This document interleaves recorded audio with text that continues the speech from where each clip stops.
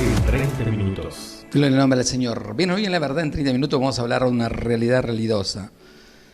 Vamos a hablar sobre el diezmo. Mire, a Israel se le ordenó el diezmo. A Israel. Y a la iglesia lo que propuso en su corazón. Este tema siempre ha resultado, gloria al nombre del Señor, tan sensible dentro de la iglesia evangélica como lo es María para la iglesia católica. Esto se debe a que todas ellas han caído en este mismo mal al imponer y cobrar en forma indebida lo que pertenecía al Antiguo Testamento, y en forma que no era tampoco, nunca fue dinero. Para muchos, principalmente para aquellos que acostumbran seguir a la mayoría, sin preguntarse el origen y la autoridad con que las cosas se hacen, les resulta hasta lógico que sea así, simplemente porque lo hacen. Con ese argumento, el pobre Lot, en vez de angustiarse y afligir su alma por la nefanda conducta generalizada de los moradores de Sodoma, tendría que haber aceptado la sodomía, porque todo lo hacían. Nunca, porque todo lo hacen, vos lo tenés que hacer, tenés que investigar, tenés que cuestionar. El creyente verdadero jamás debe aceptar algo solamente porque la mayoría lo hacen, sino que por únicamente, escuche bien, por únicamente porque Dios lo ha mandado. Entonces aquí viene la pregunta lógica: ¿en qué parte de la Biblia Dios manda a la iglesia a cobrar el diezmo? ¿En qué ejemplo bíblico nos podemos apoyar? Pregunto. ¿Se menciona en la Biblia una iglesia que cobrara el diezmo? Otra pregunta, ¿existe el ejemplo de un cristiano que hubiera pagado el diezmo? Otra pregunta, ¿los primeros cristianos cobraba el diezmo? ¿Dónde dice eso? Si Dios no lo manda para la iglesia, entonces ¿por qué lo cobran? La iglesia debe imponer lo que Dios manda, no lo que el Señor no manda. En otras palabras, no se puede hacer algo simplemente porque a Dios se le olvidó. Y muchos dicen que a Dios se le olvidó mencionarlo, como pretenden algunos y argumentan. Muéstrame un pasaje donde Dios no lo prohibió cobrarlo, dice. Acá no se llama donde lo prohibió, se llama donde lo pidió. Con ese raciocinio simplista e irreverente, está demostrando no solamente su pobre nivel cultural y su enorme ignorancia, sino que además que no está haciendo las cosas porque la Biblia dice, sino únicamente porque la Biblia no la dice. Y eso es ponerse fuera de lo que Dios ha mandado. Porque con ese mismo planteamiento, el drogadicto podría decir, muéstrame un versículo donde Dios prohíba fumar marihuana. Por esto contumaces ignoran voluntariamente que Dios dice claramente que el diezmo y todo lo concerniente a la ley, el día sábado, la circuncisión, la celebración de las 7 fiestas solemnes, entre ellas las primicias y todo lo demás que ordenó para su pueblo terrenal que formó de los lomos de Abraham, quedó abolido para la iglesia, porque nosotros ahora estamos bajo la gracia y no bajo la ley. Hubo un cambio de pacto, fue abrogado el mandamiento anterior, Hebreos 7:18. Además, la iglesia que verdaderamente se somete a la palabra de Dios hace las cosas porque el Señor lo manda y no porque la Biblia no lo prohíba. Directamente las cosas que se imponen en una iglesia debe ser porque el Señor lo ha mandado. Por este motivo se llama ordenanza del Señor. Si Él no lo ha mandado, no puede ser considerada una ordenanza suya, sino de hombres. Predicamos el Evangelio porque Dios lo manda a la iglesia. Bautizamos porque así lo mandó el Señor. Hacemos la cena del Señor porque Él lo mandó, etc. No podemos hacer las cosas porque la Biblia no lo dice. Con ese razonamiento humano se ha introducido mucha creencia y práctica que Dios nunca ha ordenado para la iglesia. Porque no son ordenanzas del Señor. Los que insistan en afirmar que el diezmo es para la iglesia deben necesariamente mostrar dónde el Señor lo mandó para los cristianos o para el cristianismo. Muchas ordenanzas que Dios entregó para Israel, el Señor lo afirmó, aún elevó su exigencia. Por ejemplo, Mateo 5 dice, oíste que fue dicho a los antiguos, no matarás. Pero yo os digo, oíste que fue dicho, no cometerás adulterio, no perjurarás, etc. Pero jamás dijo, oíste que fue dicho a los antiguos, debías pagar el diezmo, pero ahora yo os digo que debéis pagar el diezmo, la ofrenda en toda vuestra reunión en la calle, traer la primicia, comprar los números de la rifa, la entrada para los seminarios y eventos especiales, conciertos musicales, café concert, contribuir con productos que cocina, venden y se los tienen que comprar ellos mismos, etc. Lo que resulta curioso es que los inconversos ven claramente este abuso que están cometiendo los comerciantes de la fe, pero los que pertenecen a esa iglesia no lo perciben. Esto se da muy a menudo cuando la esposa es miembro de un lugar así y el marido no. Él comprende claramente que están abusando de la ignorancia y el fanatismo de su esposa. Seguramente que aquí se cumple lo que dijo el Señor respecto a los ciegos que siguen a otros ciegos, o cuando dijo que a su debido que amaron más la mentira que la verdad, 2 Tesalonicenses 2:11. Dios les envía un poder engañoso para que crean la mentira. El verdadero cristianismo se basa en lo que la Biblia dice, el falso en lo que la Biblia no dice. Porque utilizando ese argumento antibíblico de que no existe un versículo específico que lo prohíba, se han introducido toda la corrupción que hoy vemos dentro de las congregaciones. Además dejan de manifiesto en forma inequívoca que no están haciendo lo que el Señor ha mandado y que el diezmo no es una ordenanza del Señor para la iglesia. También existe lo que pretenden fundar esa ordenanza humana para la iglesia, diciendo con la mayor cara de sorpresa posible para confundir a los ignorantes, pero si el diezmo se mencionó en la Biblia, a los cuales tendríamos que recordarle que ese argumento malicioso se desmorona fácilmente al recordarle que en la Biblia aparece muchas ordenanzas de Dios, que todos los cristianos sabemos muy bien que no son para la iglesia. Por ejemplo, también aparece en la Biblia la circuncisión. ¿Qué hacemos con eso? ¿Nos circuncidamos o no nos circuncidamos? La observancia del día sábado. ¿Qué hacemos? ¿Guardamos el sábado o no lo guardamos? La fiesta solemne que está en Levítico capítulo 23, ¿qué hacemos? ¿La festejamos o no la festejamos? Los sacrificios de animales. ¿Qué hacemos? ¿Sacrificamos los animales? El uso de los incensarios, la vestimenta especial para los sacerdotes, etc. Pero sin embargo, todo concuerda que aunque aparecen en la Biblia, no son para la iglesia. Otros pretenden justificar esta práctica antibíblica afirmando que el Señor pagó diezmo cuando mandó a Pedro sacar de la boca de un pez una moneda, un estantero que equivalía a 4 dracmas. Lo que afirma tal cosa solo demuestran su tremenda falta de conocimiento bíblico y su gran ignorancia en la Escritura.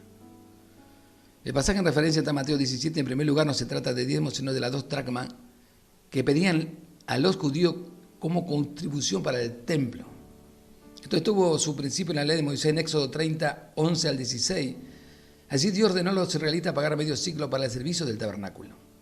Todo mayor de 20 años debió ofrendarlo, dice textualmente, ni el rico aumentará ni el pobre disminuirá de medio ciclo.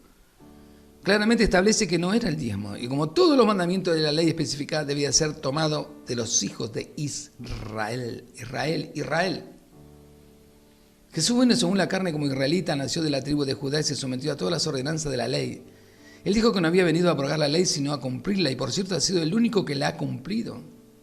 Aunque bien sabemos que después de someterse voluntariamente y cumplir con su obra expiatoria de la muerte y resurrección, todo lo que la ley enseñaba que había de hacer, la ley fue clavada en la cruz.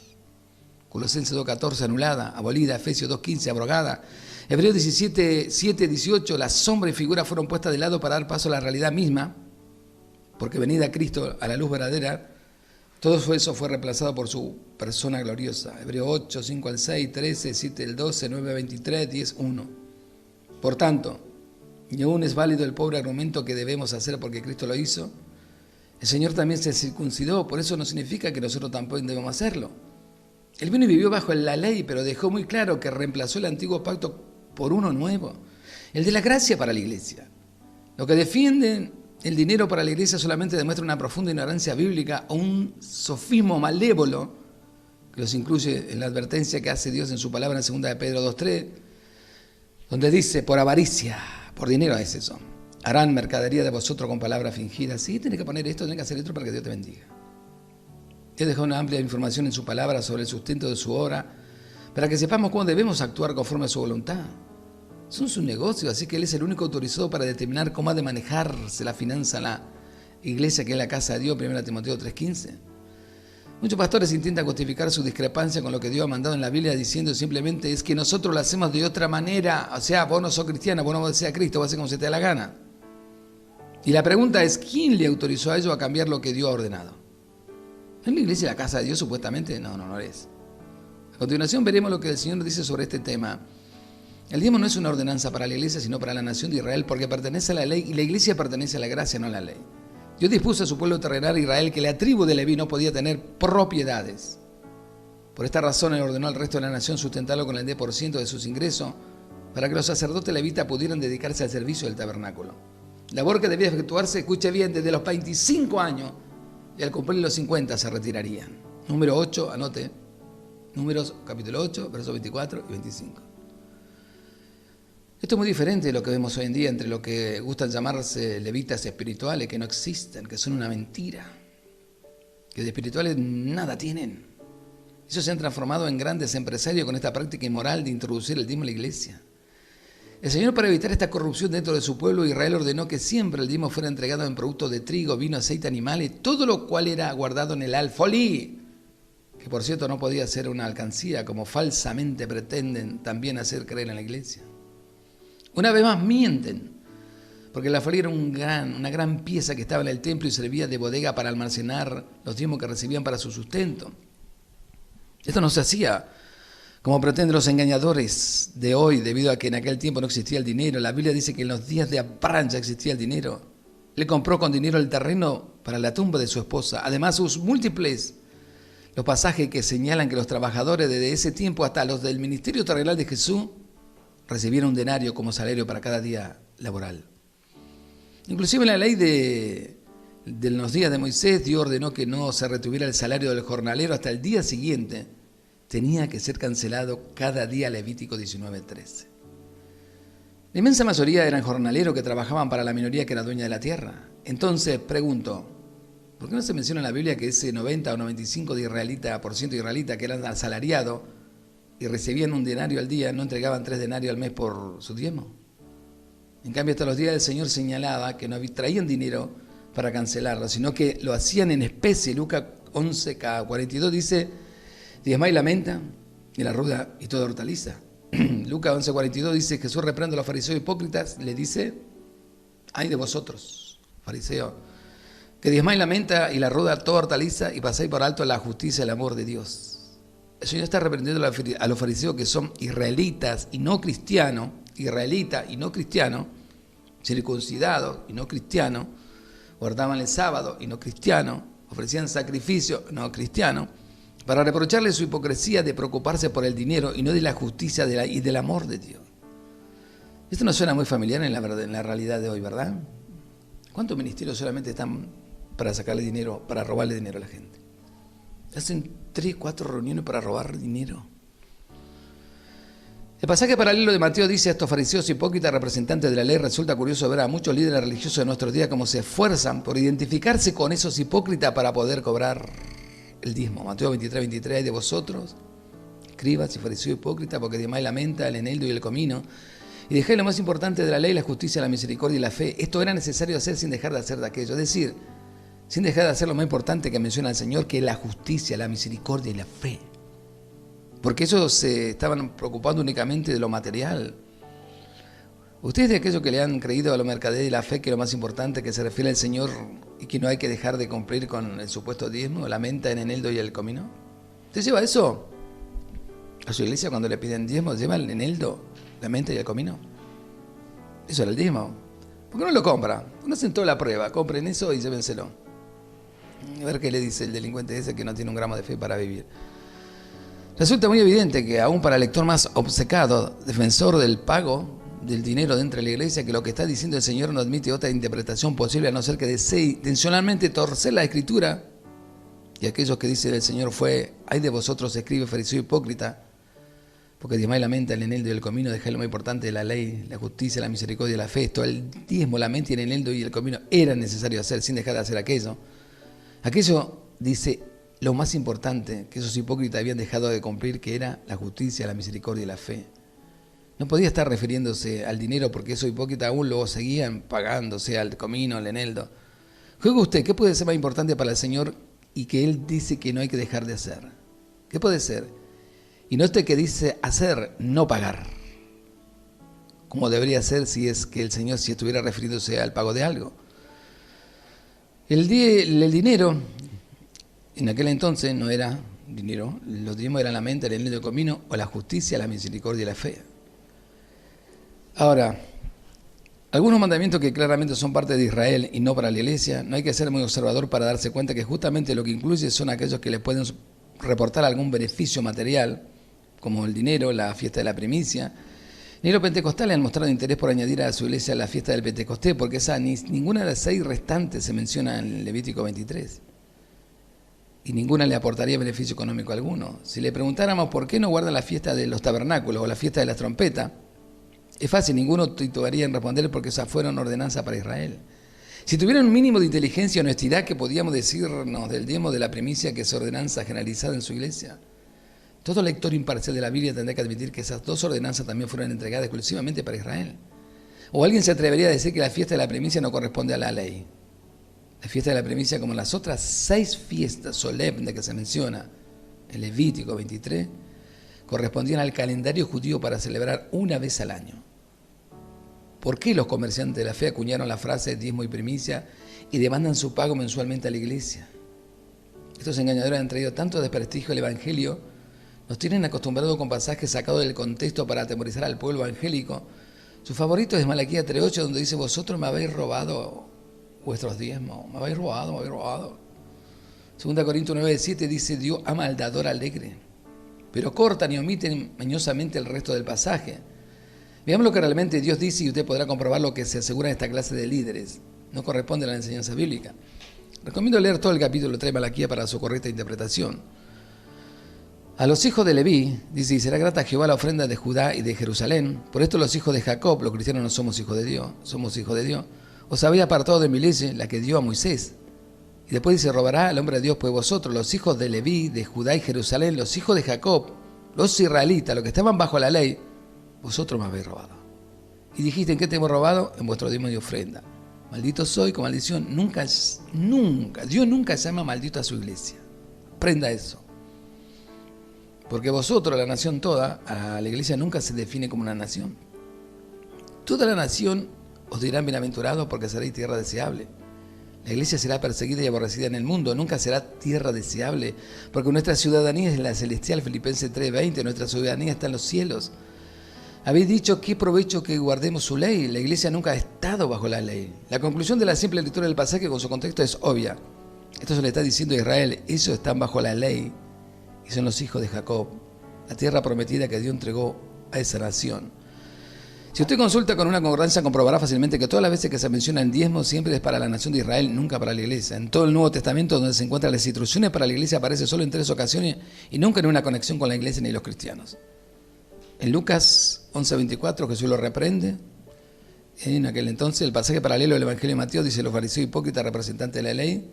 Y resulta curioso ver muchos líderes religiosos de nuestros días cómo se esfuerza por identificarse con esos hipócritas para poder cobrar el diezmo. Ya no era necesario para la iglesia porque Dios abolió la ley, lo que le encomienda a no dejar de hacerlo. Obviamente era lo más importante, que había señalado la justicia, la misericordia y la fe. ¿O usted creció la mentira de los que dijeron lo otro?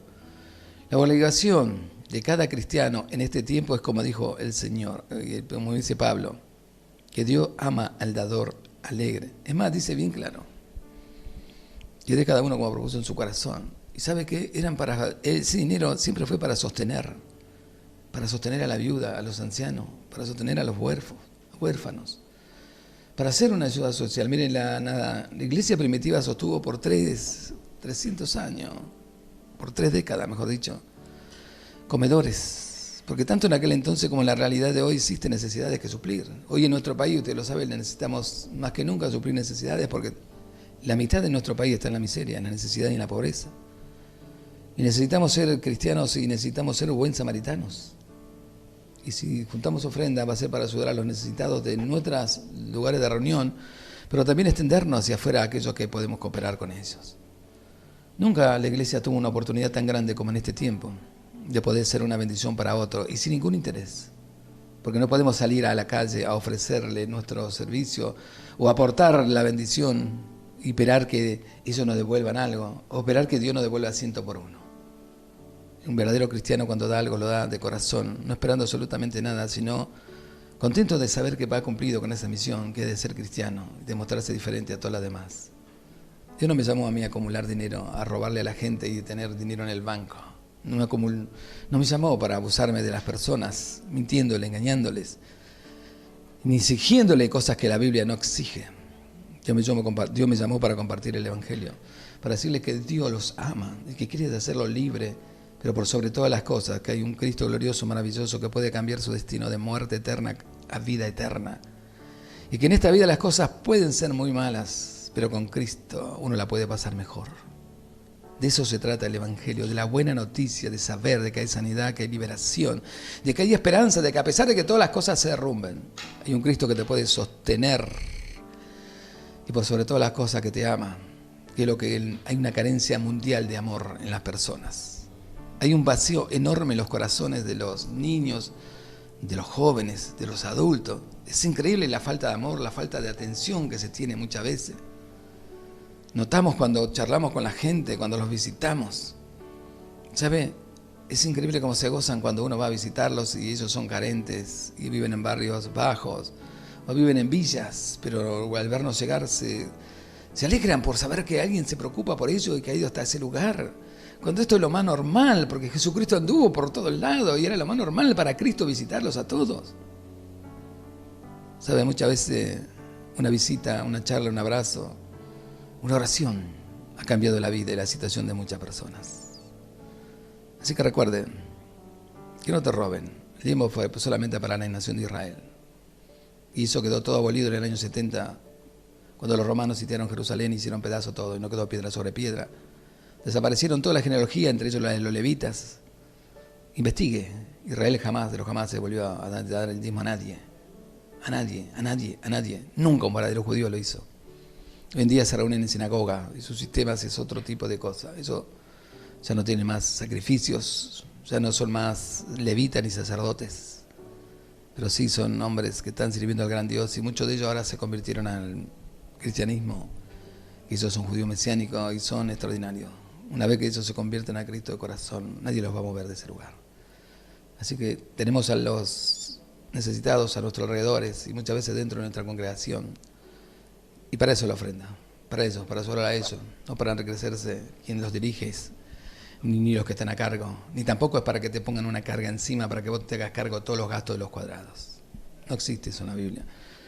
Hechos de los Apóstoles 17, 24 y 25, lo dice bien claro, que el Dios que hizo los cielos y la tierra, el que tiene todo el poder, yo no habita en templo hecho por mano de hombre, por lo tanto no tenés por qué gastar tu dinero en eso, ni querer sustentarlo. Y algo más dice, que Él no necesita nada del hombre. Él no necesita nada mío. No es que vamos a juntar dinero para el Señor, para la obra de Dios. Dios no necesita. Él lo hace de pura gracia para que la gente lo conozca. Gloria al nombre del Señor. Operador, gloria al nombre del Señor. Seguimos adelante, gloria a Dios. Muchas gracias.